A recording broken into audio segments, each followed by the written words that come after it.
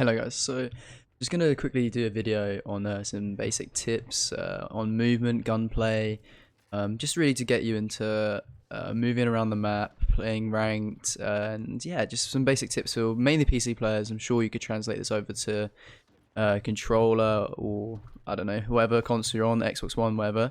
But it's mainly gonna be for PC players.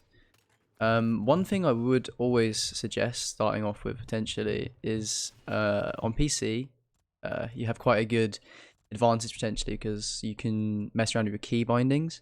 Um, Something that I've done, which could really benefit you if you're struggling to move around the map or that you tend to roll a lot, is if you unbind evade from spacebar and change it to a key of your choice. So as you can see, I have it on N. And then make sure you have take cover and mantle on the key of your choice. So mouse wheel down for me, and I've also have a secondary binding of spacebar. Again, roadie run is your choice, but this mainly helps with moving around the map and not accidentally rolling. So for example, if I wanted to move to this wall, or move to any wall, it doesn't really matter. Sometimes if you have it on spacebar, you're going to be rolling like this, especially if you're trying to wall bounce. Rolling can happen a lot.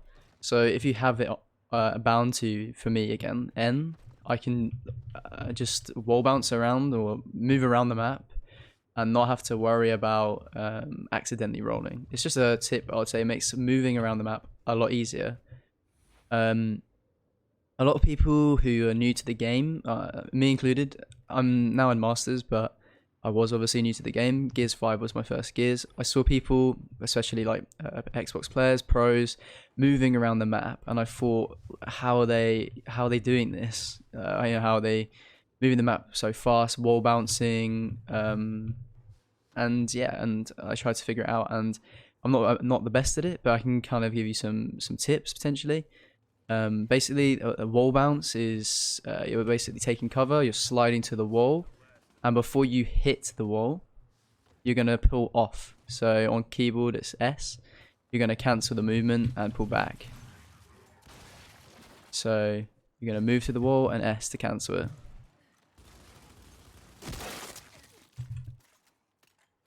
You can string these movements together to make a bounce. So, you know, if you're going to come to these wall and you're going to come in between, if you cancel the movements, you're going to make a string. So D brings you to this wall to the right on the keyboard, and then you're going to cancel it with A. So D A D A. And while you're doing this, if you have take cover on spacebar, so it would be spacebar D and then A to cancel. I don't have a spacebar, but I have a mouse wheel down, so mouse wheel down to the right, D A cancel. And then you can string these together.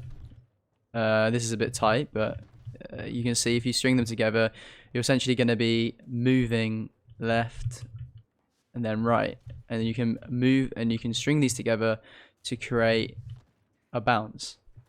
Obviously, bouncing really helps you move around the map. And there's two styles, I guess you could call it, from what I know. There's camera bouncing, which is essentially you're looking at the place you want to bounce.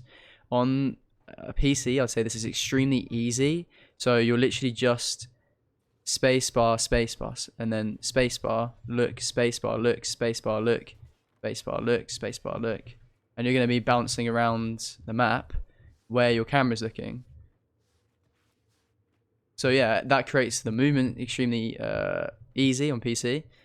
For me, I have it on scroll wheel. Camera bouncing can be a really great tool. The downside is that on camera bouncing, you're going to lose track of the target a lot easier. The other way of doing it, obviously, as I was explaining earlier, is using A and D and then cancelling the movement off with the opposite key. So if you're going to the right, D cancel with A. You string these together, and you don't even need to move your camera to look at the wall you're going to be bouncing to.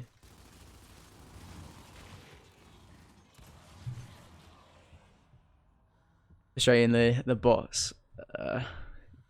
In this mode, walk around. But anyway, you get the idea. It's just a basic tutorial on moving. So yeah, you have the camera bounce and you have the wall bounce. I guess they're both wall bouncing, but the difference being, one, you have to look at each wall and follow your camera. I will link a really great video by Kratos. He explains the movement extremely well, and I think it's definitely worth a watch, especially if you're new to PC, new to Gears PC. You could definitely benefit from it. But anyway, the movement obviously is a big part of Gears, but I'd say from what I've witnessed in rank play is people seem to overuse movement a lot. Obviously, good players, you have to move, but people don't really use the Nasher enough. Just the Nasher, as in, if you're coming close to an enemy, you just need to Nasher, take the fight. You don't always need to be hopping around. It's more important to take the fight, I guess, as opposed to outmove your opponent. I guess it's a hard concept, but you'll see what I mean. When you play the game, movement is important, but being able to aim and hit your shot is probably more important. Just some other tips as well, just to help you in ranked.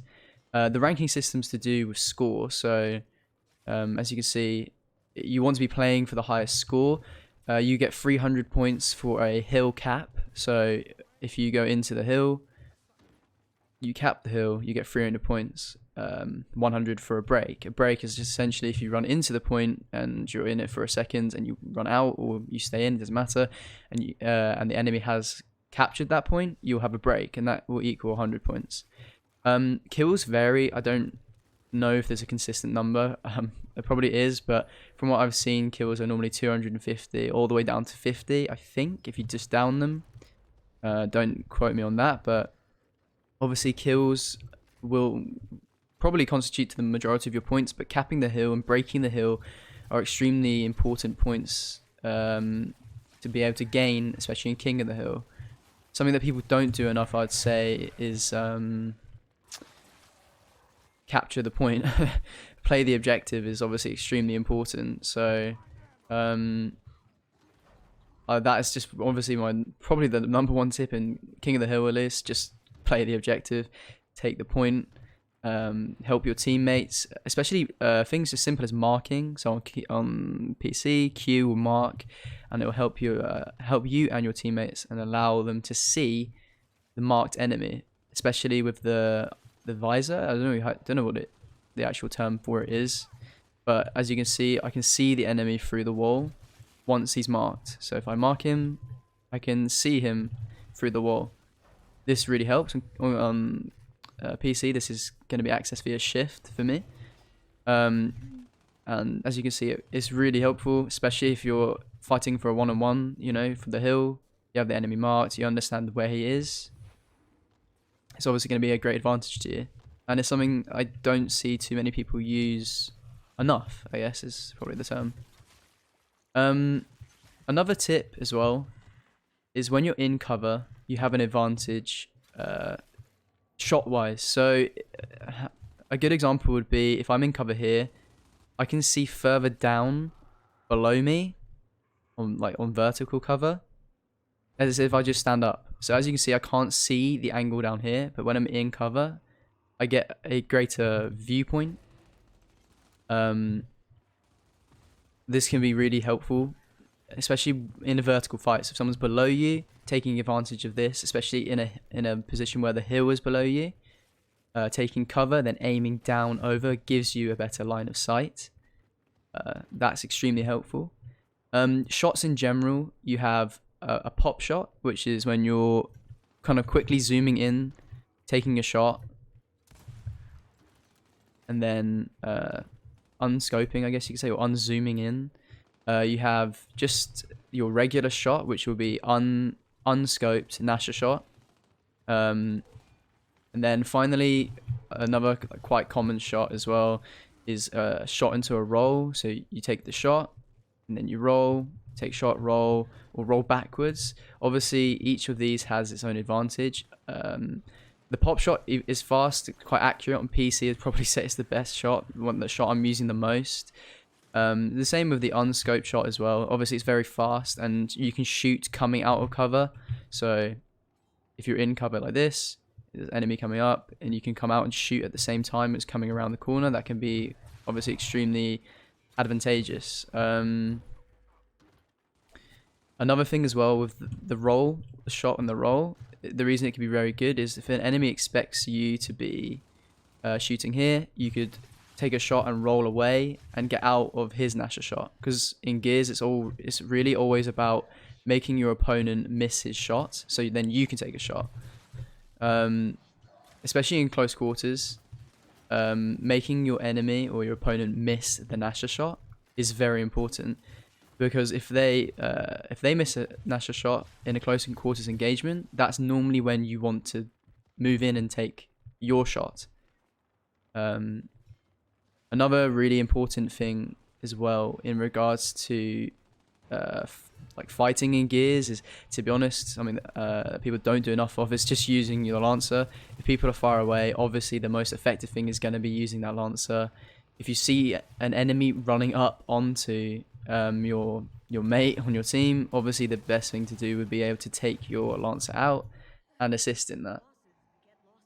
I see a lot of people, especially in lower ranks, not using the Lancer enough. The Lancer in Gears 5, as everyone knows, is extremely powerful. Not using it's just it's a silly disadvantage. It's something that can be avoided. Just take it out, use it a few more times on the long range gun fights, especially if you're capping a hill. If you have a really advantageous position on high ground, obviously your Lancer is going to be fantastic. So yeah, using your Lancer more, especially in Gears 5, I think people have complained about it, but if you really want to be adapting to I guess the meta or how the game runs at the moment, not using your Lancer is definitely going to put you at a great disadvantage.